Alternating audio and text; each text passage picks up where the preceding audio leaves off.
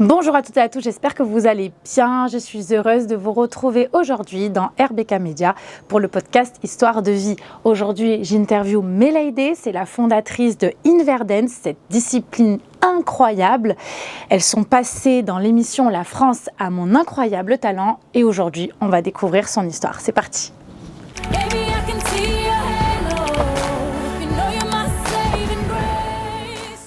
Alors, je vais te laisser te présenter et ensuite, je vais te demander d'expliquer cette nouvelle discipline qui est Inverdance. Ok, alors je m'appelle Melaïdé, j'ai 35 ans. Je suis du coup la fondatrice d'Inverdance et maman d'un petit garçon de 5 ans. Merci. De rien. Et donc, pour ceux qui ne connaissent pas encore cette discipline, est-ce que tu peux nous l'expliquer en quelques mots?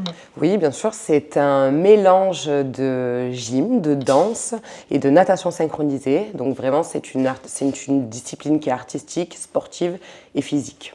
Et pourquoi le nom Inverdance? L'inversion et de la danse, clairement. Alors, comment cette idée t'est venue concrètement? Alors, l'idée en elle-même, elle n'est pas venue. En fait, il s'est passé un confinement, il s'est passé une petite dépression postpartum. L'achat de ce tabouret du coup d'immersion qui à la base est conçu pour du yoga et que je me suis mis à m'entraîner parce que les piscines étaient fermées en étant coach de natation artistique. Je manquais un petit peu de pratique et de sport et je me suis mis à filmer, à envoyer ça à mes nageuses qui ont suivi du coup le mouvement, qui ont elles aussi acheté ce tabouret et je leur ai fait la promesse à la fin du confinement de louer une salle et de faire une chorégraphie. Parce que ce qui s'est passé, c'est que pendant justement le confinement, vous n'aviez plus accès aux piscines, donc vous ne pouviez plus vous entraîner. Exactement. Et donc du coup, vous êtes une équipe de combien de filles? Alors à la base, on était une équipe de 8-9 filles. De natation synchronisée? Oui, de natation synchronisée et on est venu en Inverdance. Du coup, on a continué sur ce même effectif, on va dire en termes de nombre. Et là, à l'heure d'aujourd'hui, on est dans la team show, on est une vingtaine et dans l'école, on est 80.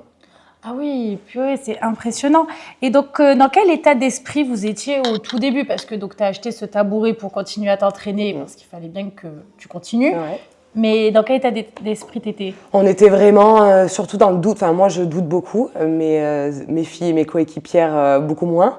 Donc, elles étaient vraiment, ouais, c'est génial, on va s'entraîner, on va créer des choses. J'ai suivi le mouvement, puisque forcément, j'ai fait l'école, etc. Mais on était vraiment quand même dans la découverte. Un petit peu le syndrome aussi de l'imposteur en se disant attends, on va pas non plus en faire des caisses et c'est venu vraiment progressivement. On était vraiment pour moi j'étais dans le doute, je m'éclatais, c'était vraiment une nouvelle passion dans ce qu'on était en train de développer, mais voilà, on était encore dans la mesure quoi. Donc en fait, tu achètes ce tabouret, ouais. Tu te mets chez toi, tu te mets à faire la pratique de natation synchronisée, mais sur plus en dansant. J'étais moins en répétition de la natation, j'étais vraiment en essayant de danser à l'envers. Et donc, tu fais ça combien de fois toute seule? Moi, ça, vraiment ça m'intéresse. Franchement, je me suis vraiment entraînée. Je me suis beaucoup entraînée du coup parce que je sortais d'une césarienne, donc pour récupérer aussi mon physique et mon gainage. Donc, on va dire pendant 3-4 mois, vraiment tous les soirs. Et au bout de 3-4 mois, tu leur envoies une vidéo et tu leur dis les filles. J'ai trouvé ça. Est-ce que ça vous plaît? Est-ce que ça vous plaît? Et oui, c'est pas mal. Et en fait, vraiment, après, je partageais un peu sur mes réseaux. Voilà, chaque entraînement, je mettais une petite vidéo. Et en fait, elles ont acheté, quoi. Truc de fou. Alors, depuis quand, du coup, vous connaissez toutes? Alors, ça dépend. Certaines depuis, du coup, nos 6 ans. Donc, ça va faire 20 ans, je crois, 25 ans. Les autres, on va dire qu'il y a un gros noyau fort depuis 2010. Donc voilà, ça fait aussi du coup 16 ans. Et certaines, les plus jeunes, on va dire 5-6 ans. Donc vous êtes vraiment soudés, quoi. Ouais. Vous êtes vraiment une bonne équipe, ça c'est hyper important. Et donc à quel moment vous avez compris que ça devenait un vrai projet? Est-ce qu'il y a un déclic?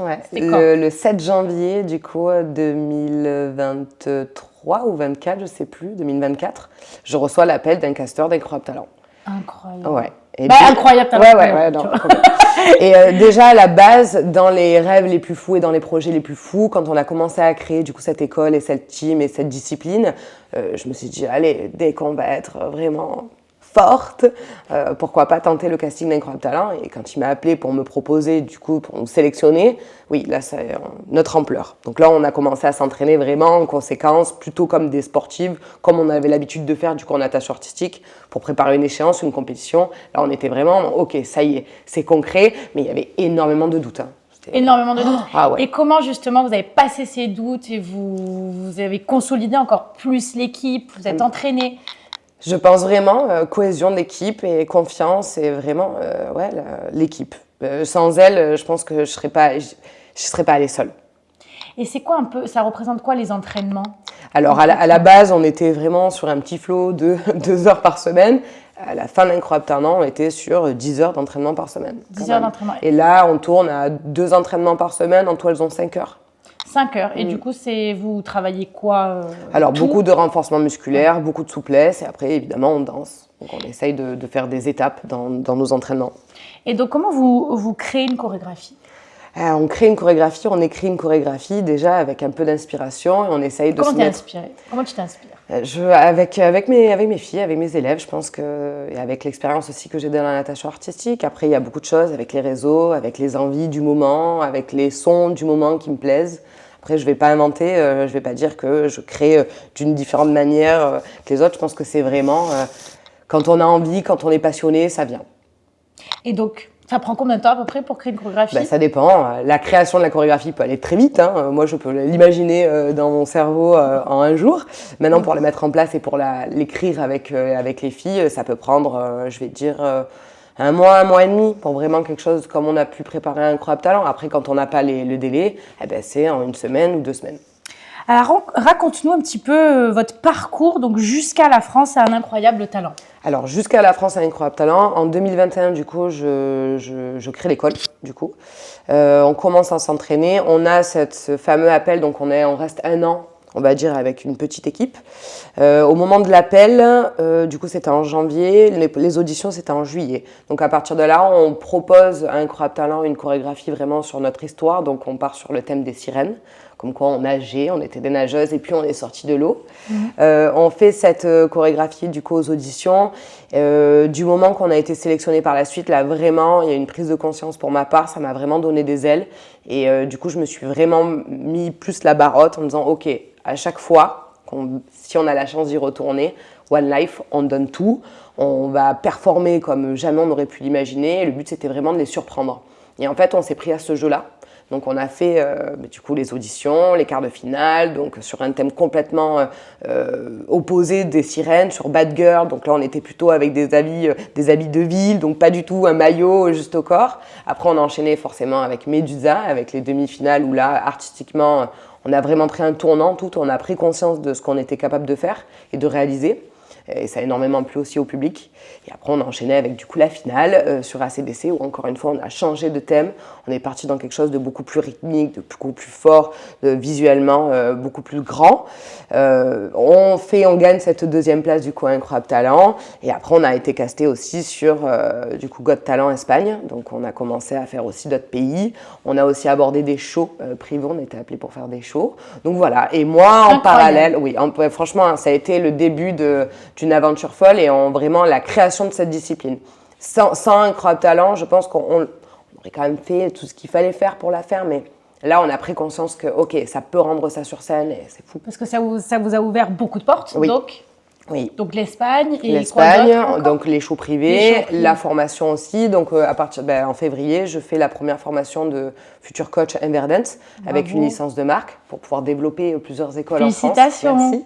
Donc voilà, on a 5 stagiaires là pour l'instant. Donc voilà, il y a plein de projets en même temps qui se concrétisent autour de cette discipline. Je reviens sur les chorégraphies. J'imagine qu'il faut aussi imaginer les costumes, le maquillage. C'est toi qui... Ouais, la mise en beauté, toujours pareil. Je pense qu'il faut être en phase avec tout le monde. On a quand même des codes Inverdance où on essaye de rester dans nos valeurs, donc pas trop de nudité. Alors, quelles sont les valeurs d'ailleurs? Alors les valeurs, c'est le partage, passion, vraiment l'expression, la cohésion, le respect. Je pense que c'est pas mal déjà. Oui, mais oui, voilà, de rester en phase aussi avec nous-mêmes parce qu'on n'est pas des pros. Alors pour ma part maintenant oui, mais mes coéquipières et mes filles ne sont pas des pros, elles ont leur vie de famille, elles ont leur métier. Du coup c'est assez compliqué, complexe de tout combiner. Et donc pareil, la mise en beauté va vraiment venir nous complémenter, être en phase avec ce qu'on veut aussi proposer, que ça soit même complètement dans le fou, parce que dans le Médusa, on est parti sur une combinaison, les serpents, tout ça, et ça nous a très bien collé. Donc voilà, la mise en beauté, elle va toujours se faire par rapport à nos valeurs, par rapport au thème artistique, et à ce qu'on a envie aussi de montrer de nous. Et c'est quelqu'un qui vous produit les... Non, on fait tout. Je m'occupe de tout. Tu t'occupes de tout. Alors... Quelles sont les grandes difficultés que vous avez rencontrées? Est-ce qu'elles sont techniques, physiques, les deux? Alors les deux, je pense que les difficultés, c'est vraiment en termes techniques, ça va être les blessures physiques qu'on a pu avoir, donc des claquages, il faut vraiment un bon gainage, une bonne ceinture abdominale.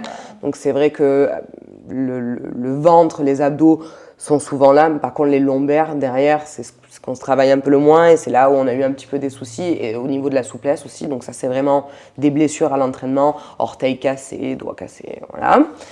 Et après le plus dur aussi, ça a été le temps. Le temps pour certaines, j'en ai une qui a 3 enfants, beaucoup ont 2, les mamans, le métier, le mari, la vie de famille, voilà, ça c'est dur de les avoir tout ensemble, tout le temps. Mais du coup, est-ce qu'il y a des contre-indications à la pratique d'Inverden, d'ailleurs? C'est comme tous les sports, je pense qu'il faut d'abord que le médecin valide, rende hâte du coup la pratique à l'élève qui a envie d'essayer. Et après, ça, tu le demandes? Oui, ouais. de remplir un certificat. Maintenant, c'est un CERFA que la fédération demande. Et après, oui, après c'est comme tout, tous les sports demandent un suivi médical, avoir un avant, un après. Et après, nous, on a l'œil. Maintenant, moi, j'ai l'œil quand la personne, si elle se gratte le cerveau, le crâne, je vois qu'elle commence un peu à avoir des vertiges ou quoi. Bon, ben là, il faut se calmer et on revoit la pratique. Bien sûr. Et donc, mentalement, qu'est-ce que ça demande? Parce que de faire Incroyable Talent, il faut tenir. Ouais. Tu vois. Donc, comment, c'est quoi le mindset de Inverden? Je pense que ça serait vraiment de vouloir... avec Incroyable Talent, ça nous a vraiment donné la possibilité de nous prouver des choses, d'avoir cette volonté, cette résilience, de dire ok, on va jusqu'au bout, on va montrer à la France entière ce qu'on a créé, donc de la fierté aussi. Et de vivre la vie comme il faut une fois, quoi. On n'aura peut-être pas la chance d'y retourner. Là, j'essaie vraiment de mettre en condition comme on était Incroyable Talent, comme on pensait faire ça. Et c'était vraiment ça, c'était One Life. On n'a qu'une vie, c'est fou de pouvoir faire ça. On va le montrer et puis on verra bien les retours. Et puis en fait, même les retours, peu importe les retours, ça nous plaît, on est passionné. Vraiment, on a vécu une aventure humaine et sportive dingue. Donc rien que ça, c'est que du gagné. Donc on a foncé, voilà. C'est quoi pour toi la résilience?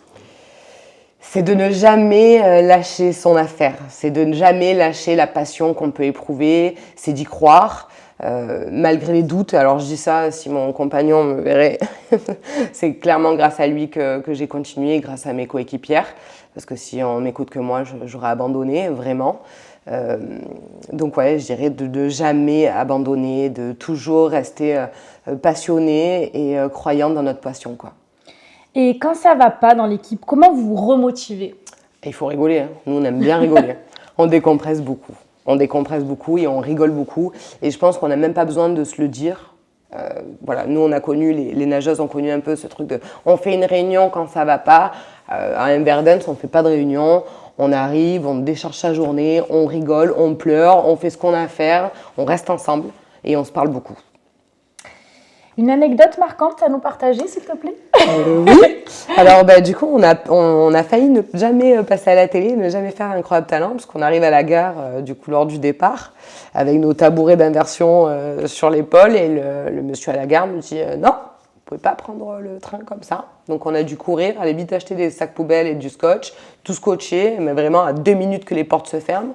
Donc, moi, j'étais en train de faire barrière entre ce monsieur qui faisait son travail et mes filles qui étaient en train de scotcher les tabourets pour forcer le passage et rentrer dans le train. Et voilà, donc c'est un bon souvenir. Comme quoi, encore une fois, on n'a pas lâché l'affaire. Non, voilà. ne jamais abandonner. Quelle est votre vision à long terme? La vision à long terme, c'est... Les JO?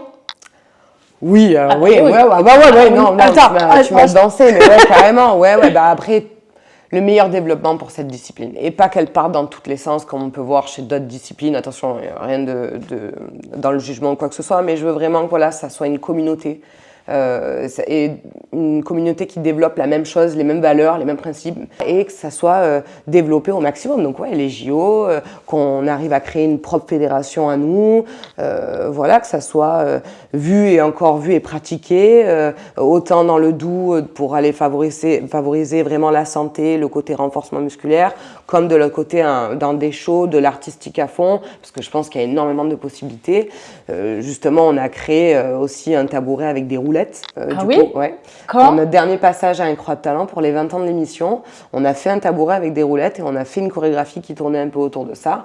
Et voilà, c'est encore notre axe de développement et ça nous a régalé, encore une fois, de pousser encore la chose plus loin. Donc voilà, de toujours rester sur ce développement et cette pratique, on va dire, intrigante. Et donc, qu'est-ce que cette aventure vous a révélé sur vous-même, sur toi? Alors sur Peut-être moi, que tu peux pas parler au nom de... ouais, Ou peut-être. Ouais, je pense que moi, clairement, encore une fois, ça m'a donné des ailes. Vraiment. C'est la première fois que je me suis dit, ok, je suis pas mal. Je suis pas mal pour créer ça. Je suis pas mal pour créer ça, en fait. C'est ça, c'est plutôt ça. Je suis pas mal. Et je pense que mes coéquipières, elles étaient dans aussi une phase où la vie, un peu, ça y est, on a fait notre vie, on est maman. Et d'un coup, ça a remis un petit peu de piment, de projet. Je pense que la vie, c'est des projets, quoi. Donc voilà, sur moi, ça m'a vraiment appris à plus avoir confiance dans mon axe de chorégraphe, de fondatrice d'Inverdance. Et pour mes coéquipières, je vais dire qu'il y a encore plein de projets et de choses à faire si on le veut, quoi, si on a envie. Pour conclure, quel message tu as envie de laisser à celles qui doutent, mais qui sentent en elles l'élan de créer ou de se dépasser? Ne rien lâcher. Peu importe ce qu'on vous dit, peu importe les moqueries, peu importe la jalousie, d'y croire et c'est pas grave s'il faut se renfermer, s'il faut arrêter de parler. T'as vécu ça? Oui, ouais, au début on m'a vraiment cru pour une illuminée.